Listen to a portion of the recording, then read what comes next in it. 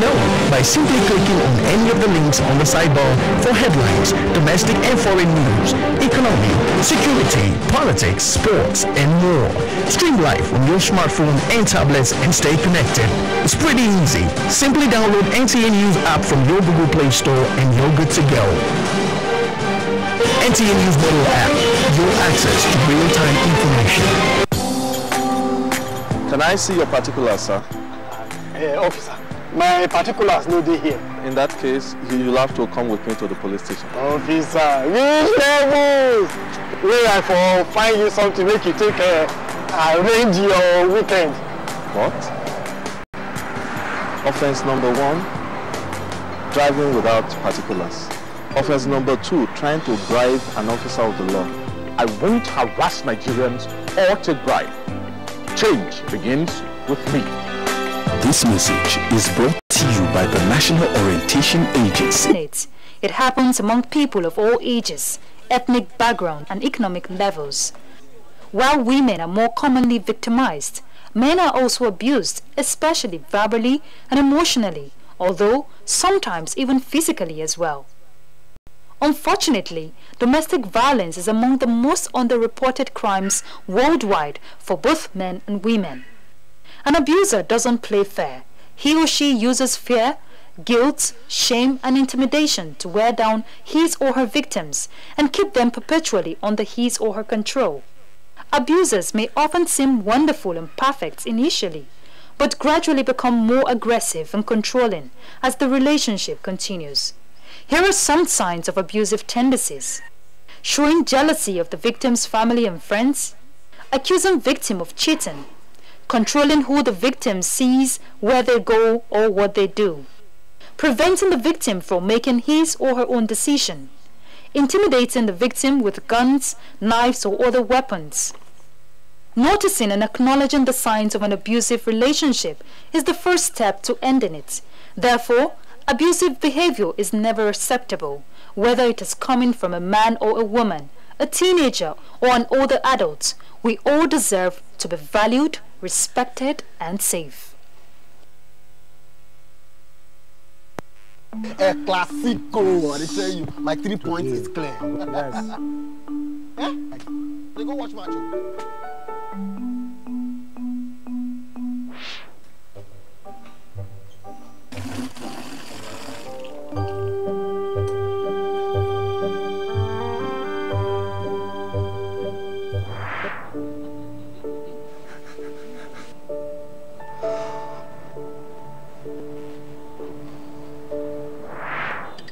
Okay, what do you want me to do about it?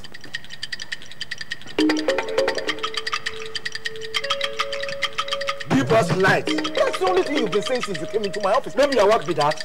No, it's my work, but see. Our government fit do their work if we self do our own work. No just sit down. Carry wetin dey worry you, go meet who suppose solve am. Yes.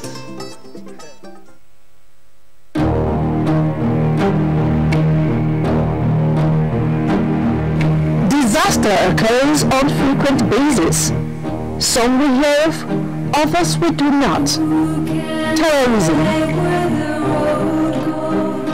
flood, fire, earthquake,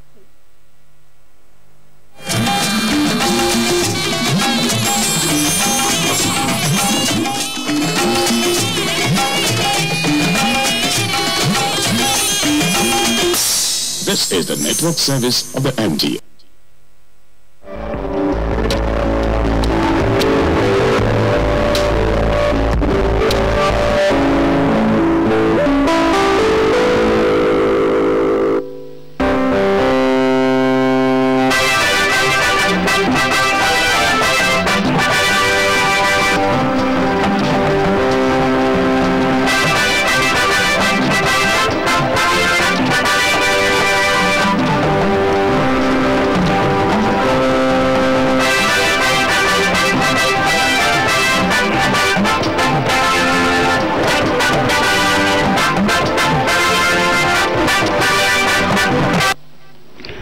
On the sports reel today, 2018 Kwese Premier Basketball League dunks off both in the Savannah and Atlantic conferences. Last lap of the International Tennis Championship ends in Abuja as correspondent X-rays the performance of Nigerian players in the three-phase competition. Plus, Emirates Stadium stands still for Arsenal manager Arsene Wenger as he played his last home match against Burnley.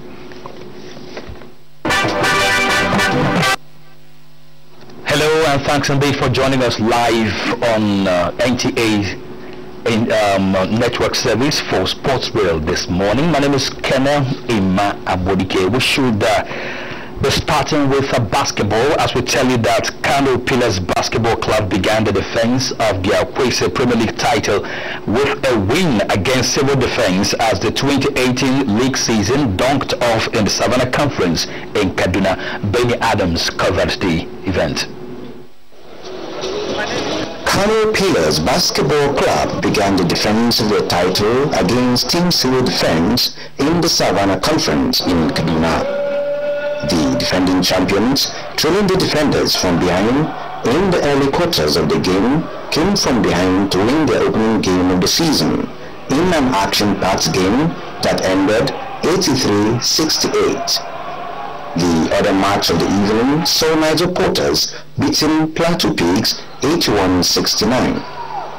Speaking at the opening, Tijani Umar says the 2018 Premier League promises to be more attractive and geared towards developing the game with a view to preparing the players for continental engagements.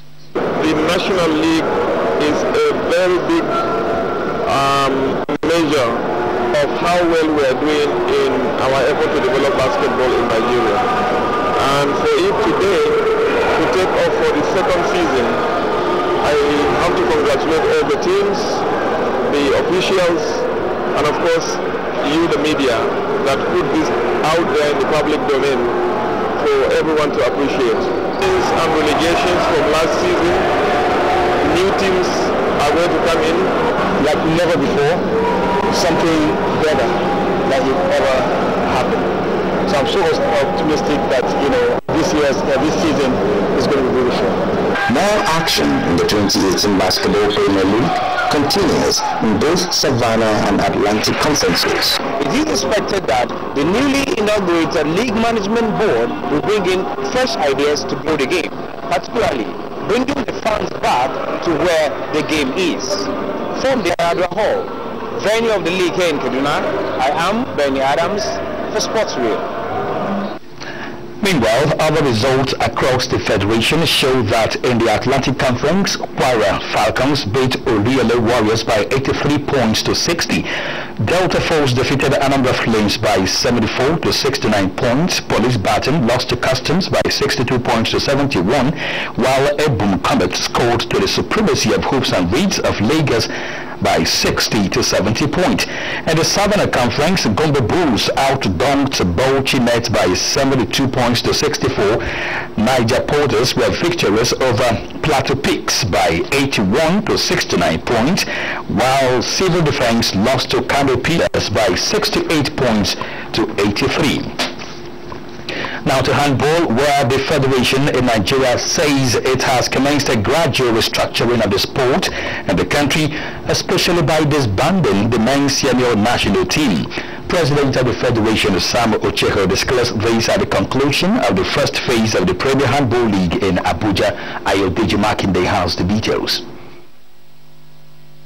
Curtain fell on the first phase of the 2018 Nigeria Premier Handball League at the Gymnasium Courts Package B section of the Abuja National Stadium Sunday.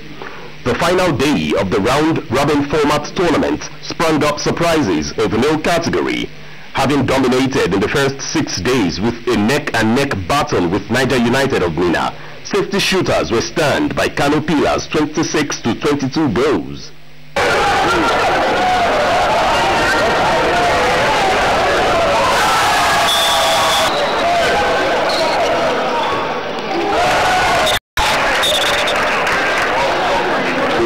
discover our deficiencies and our challenges, and which we are going to work in the second phase. Niger United cemented top spot in the league with an impressive 19 points, made up of 9 wins and a draw in 11 matches. They also defeated Chief of Army Staff Shooters 42-28 goals to edge out Kada Stars to second position. Earlier in the final day, Agbola Shitu coach Lagos Seasiders beat Nigerian Prisons 42-23 goals. Sokoto Rima held on to beat Borno Spiders 32-30 goals as Owena Kings of Akure and Plateau Vipers could only battle to a 29-all scoreline. In the women's category, Safety Babes wrapped up a sterling campaign, winning 8 of their 9 matches.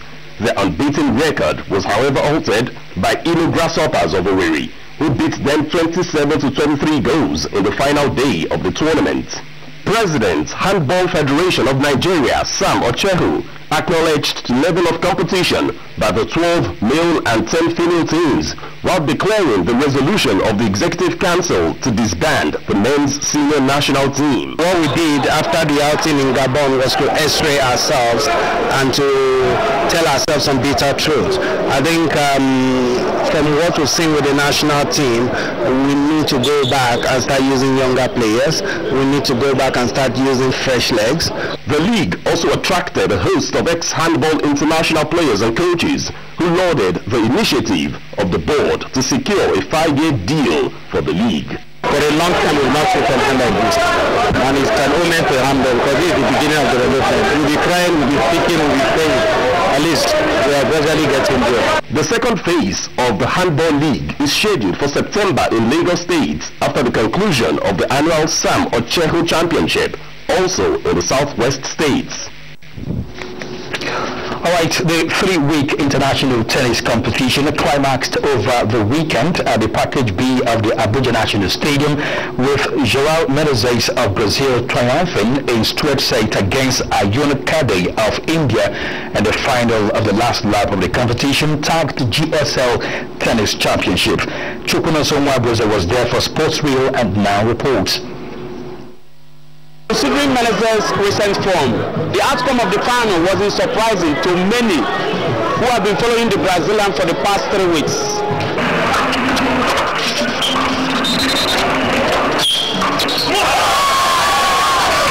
After drop of serves in the 5th and 6th game of the first set, Menezes capitalized on his second break in the 7th game to take the set 6-3 in 31 minutes. Second set was a lot easier for the Brazilian young star, making his Indian opponent twice before securing the set 6-1 to add the 2018 GSL Championship to his Tanzanian title won 2 weeks earlier, accumulating a total of 98 ATP World points to move more than 181 places from 505 3 weeks earlier to 324 in the latest ATP World ranking. Nigeria, it's been a very special country for me, like the country that I've got my best results so far in the tour. So I'm so happy, and I think now it's just to celebrate a few days and then come back to work again. I just switched rackets. I was not expecting much, but it's been a great run for me. I played well this week.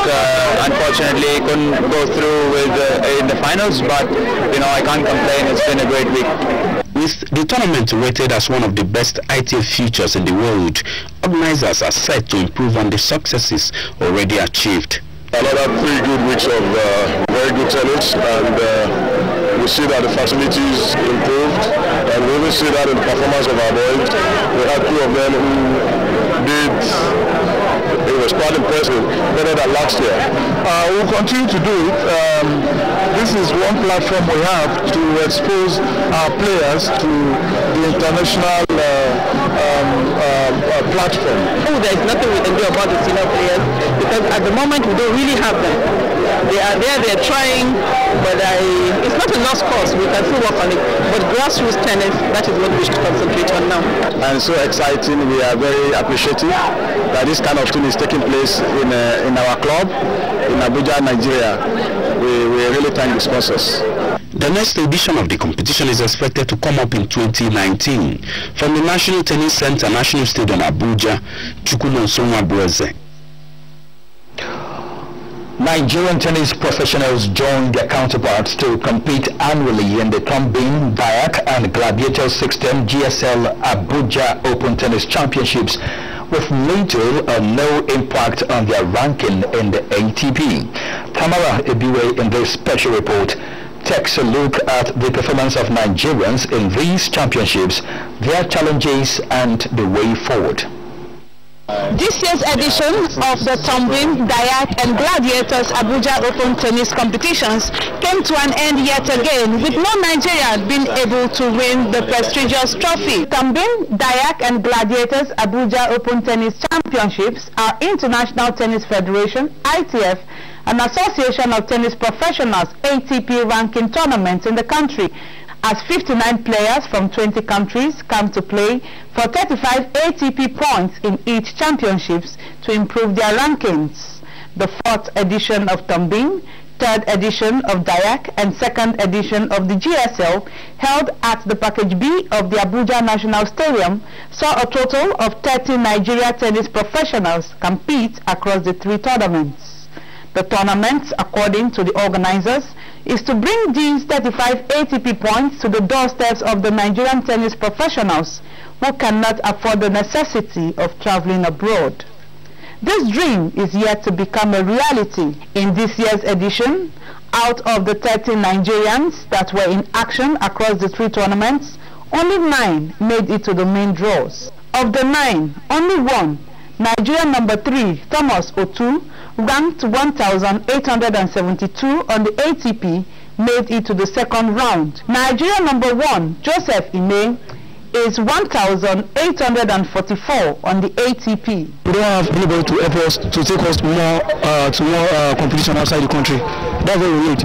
If we see anybody that can take us outside for more competition like this, I think we will win this tournament next year. Let's assume that we travel out. They are not going to allow us to play the white card with them. So, but in Nigeria, I don't know what happened, but we have to even play for 3 instead of 4 that they gave 1 outside. I'm not very happy that Nigerians didn't get far. It's a lot. It's a lot of work, and to be honest, it's a 10-year program minimum. And that's what we have started doing. I will follow the rules, and the rule says the white card are at my discretion, and I will give it to whoever I feel deserves it. And the opportunity we give to them is for them to even play for it. A man that has been in his house from January till now and has not played a tournament, you now give him an opportunity to play a tournament before a tournament, and he feels that he doesn't want to play, but he wants to sit and white cards be thrown at them. I won't do that. With this crop of Nigeria tennis players, it seems impossible to beat the record set by former Nigeria tennis star who represented Nigeria at the 1988 Summer Olympics in Seoul, South Korea. A career title to his name in Taipei in 1983. Highest singles ATP ranking was 52 in June 1984. A wake-up call for Nigeria tennis. In Abuja, Tamara Ebiwe for NTA Sports. I am Adeola Omokudu, and the program you're watching is Sports World. Keep it good. Man, you don't understand the rules and the laws of the game. Hello and welcome to that program of yours.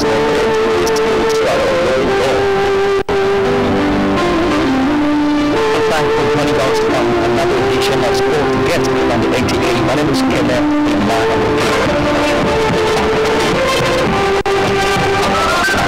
Welcome indeed to Saturday for the winner on the NTA Sport 24. It should not be because we don't have these big wings of sales which are reactive for all youth. It's Sunday, the program designed to bring up speed with happening in Nigerian football leagues.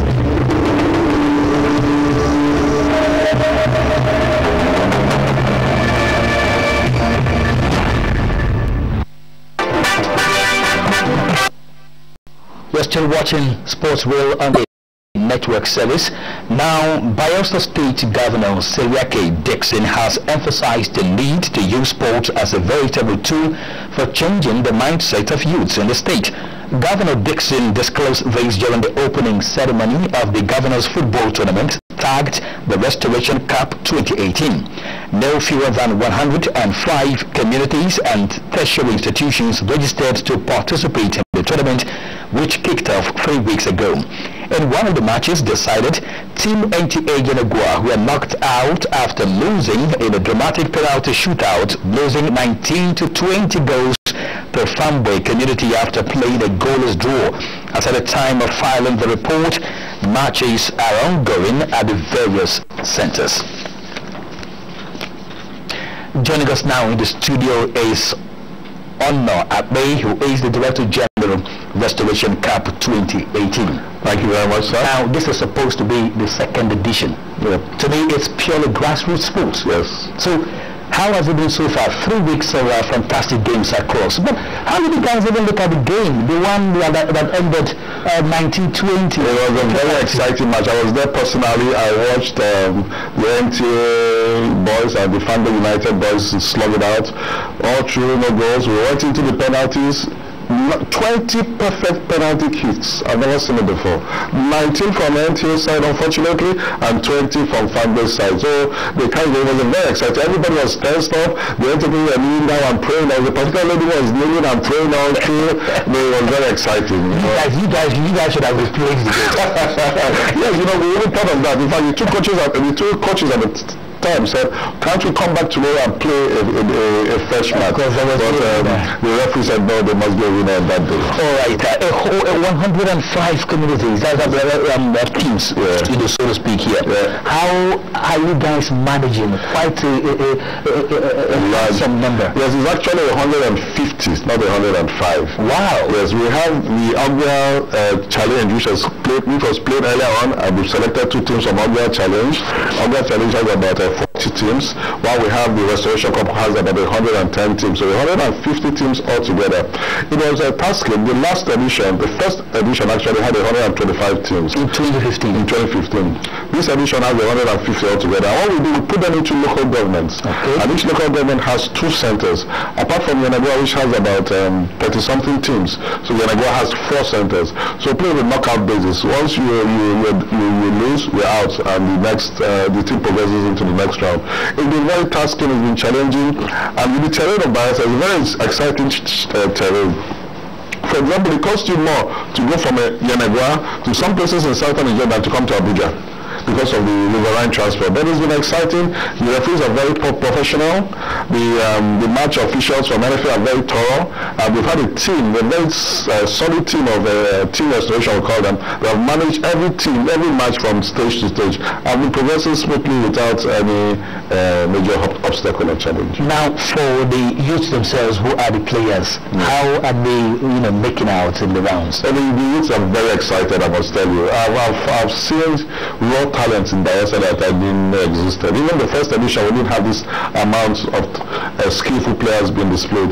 So far, we've played, we've had about 176 goals so far in this round, and we've had 6 hat-tricks from the players. We've had a player who has scored, Christopher Jr. has scored 2 hat-tricks himself. He's a goal scorer for now. So the youths are excited, everybody's coming out, there's a lot of enthusiasm. The prize money is a bit high. It's 5 million for the first prize, 3 million for the second, and 2 million for the third prize. It's high, so there's a lot of enthusiasm. The youths are coming out, and it has even helped the communities. In Yenagoa, you see there's a lull in crime and all of those activities, because it's keeping them busy. It's keeping them very busy. When are we expecting the climax? The climax is expected on the 29th of May. The government is following on February 14th, so we don't have a democracy day per se. Okay. So it's just 29th of May, which is a national holiday, where everybody can come out to watch the final game. It's going to be very explosive one, I tell you. We wish you guys good luck. Thank you so much. Okay, I've been talking with Honor Abe, Director General, Restoration Cup 2018, happening in Bayelsa State. Now, still on football, Nigeria under-20 team, the Flying Eagles, are now set to depart the country for Guinea-Bissau for the first leg of the under-20 Africa Cup of Nations qualifier knockout stage billed for this weekend. Ochim Nwede, who monitored their last training in Abuja, reports that the team is in high spirits ahead of the encounter. having successfully executed most of their local derbies with an unbeaten run.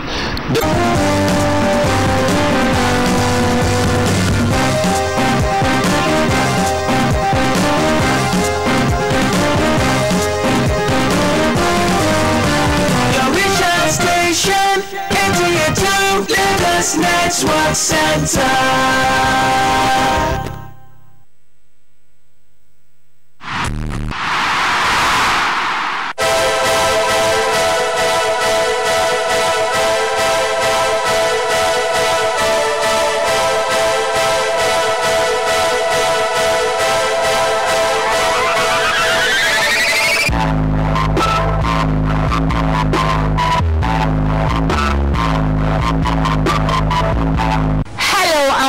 To the educative and inspiring program, The Go-Getter. I am Onyehon. Thanks for joining us. The program provides a platform for young entrepreneurs who have made it to share their success stories in a bid to inspire the youths and people who would like to follow in their footsteps. It also serves as a form of motivation for people who have different business ideas but are in their need of mentoring to make it happen. Today, we will talk to another young entrepreneur who is a shoemaker by profession. Yes, shoemaking, unlike many other entrepreneurship ventures, is looked down on by many youths and people who see it as demeaning. Our guest today is going to throw more light on what would motivate anyone to want to be a shoemaker. But before I introduce my guest, hang tight, we'll be right back.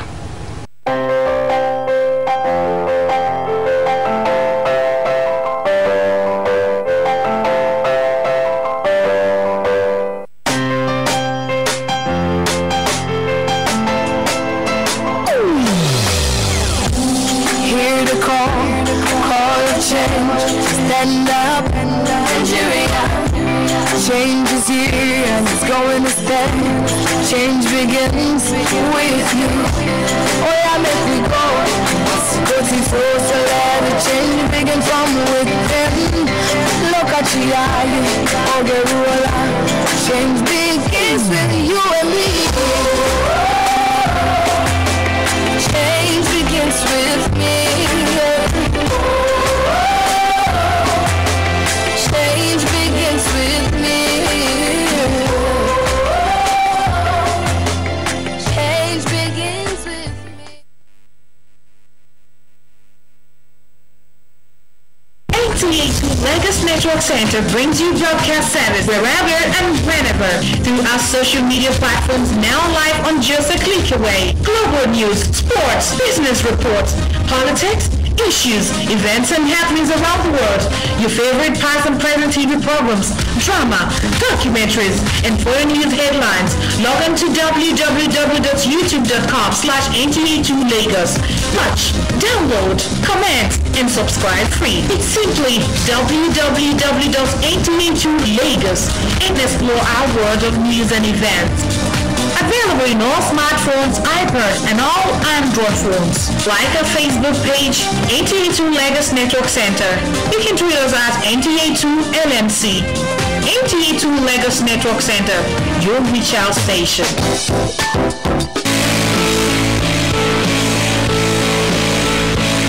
They cleverly declined a space in the staggering unemployment statistics.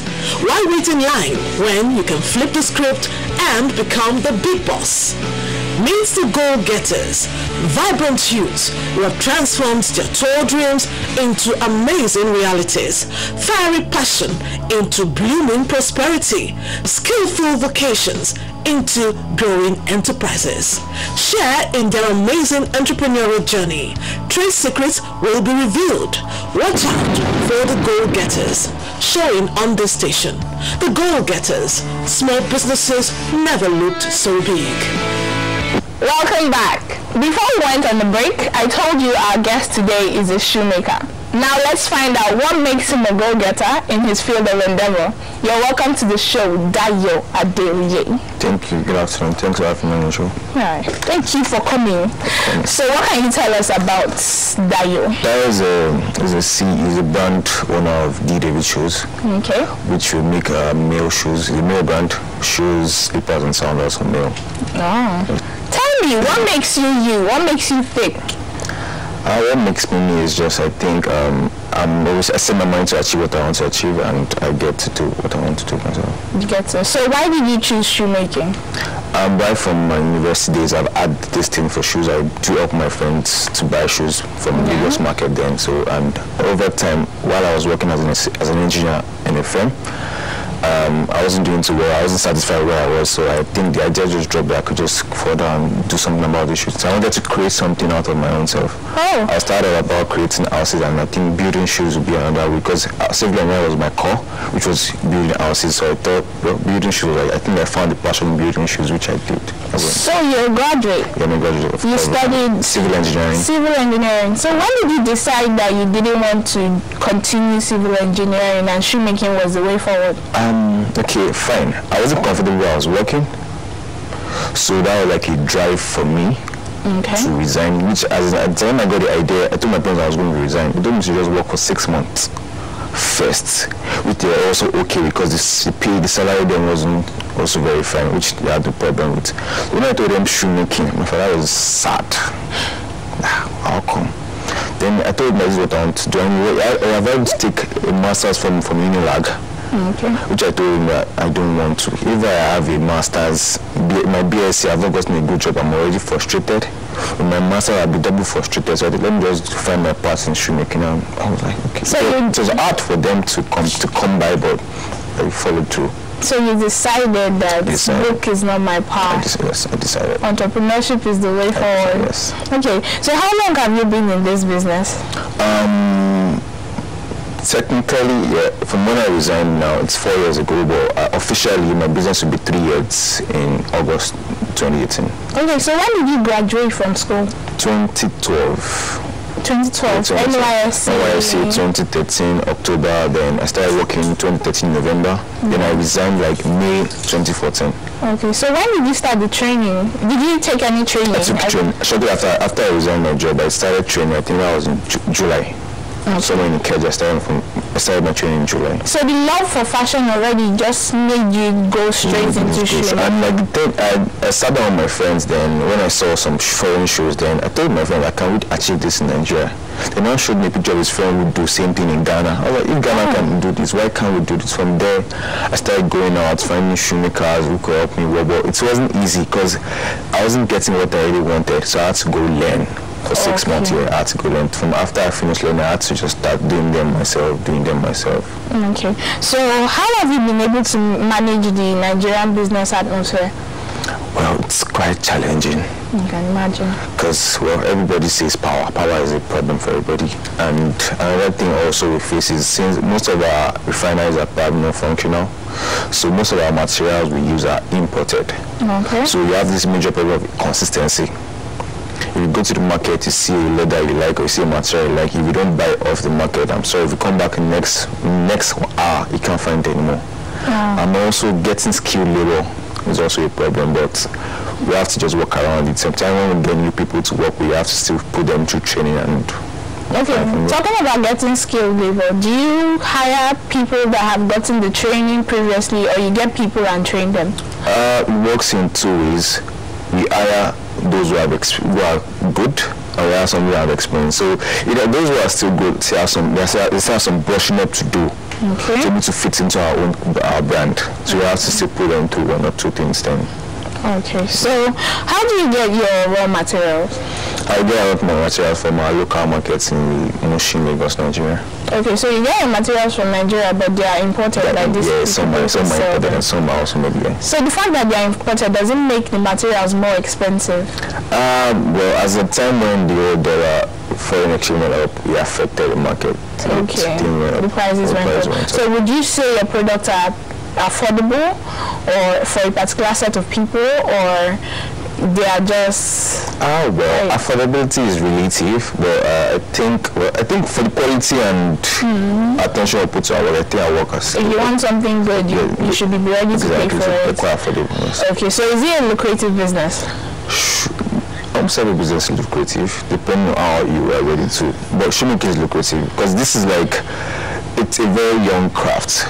in Nigeria. A lot of people are into clothing fashion, but shoemaking is like, we've not even started anything in fashion actually in Nigeria, but we're still getting there. But it's lucrative. And how do you handle the logistics? As the moving around and stuff? Well, transportation. I think it's when I started out then it was hard because I had to be the one to deliver to all my clients. Some days I don't get until like 11 p.m. I have to go to Lekki, try and deliver. But over time we have a logistics company. We just pick up from the factory, then help us with delivery. Since everything's seamless and easy for us. So. Okay, so do you need a very large body of staff to work? We need to, not really. But we need some just workers, just shoemakers basically. Those are ones we need: shoemakers, social media managers, and all. So, would you call yourself a starting brand, or you've already been there?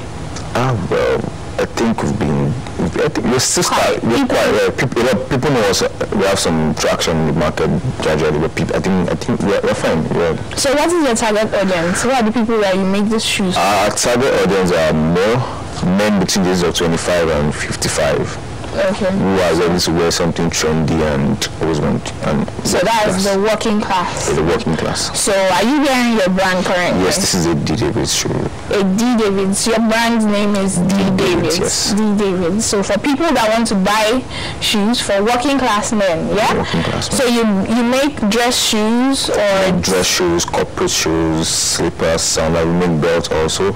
Then our wallets will be out like very soon. Okay, we also want to go into other leather products. Okay, so why are you focused mainly on men's? For me, when the idea came, it came with the main idea. That's what I had in mind. But over time, I think I read wide and I've seen a lot of things. We can also still branch out, but at least to start, because I don't want it to model it up from the start, male, female together. So it could be hard to put together, but over time, I think we still branch out, starting the female line. So speaking personally as an entrepreneur and a shoemaker, would you say Nigerians should go more for Nigerian-made shoes or foreign-made shoes? Yeah, the trend is changing now. At a point, it was really hard selling out to Nigeria, but I think the day foreign exchange that happened, so a lot of people had to start patronizing Nigeria, and I think we shoemakers also have really stepped up our game. So I think the bias between the foreign brand and the Nigerian brand, I think it's gradually reducing. Okay. So what are have you had any regrets so far since you started the business?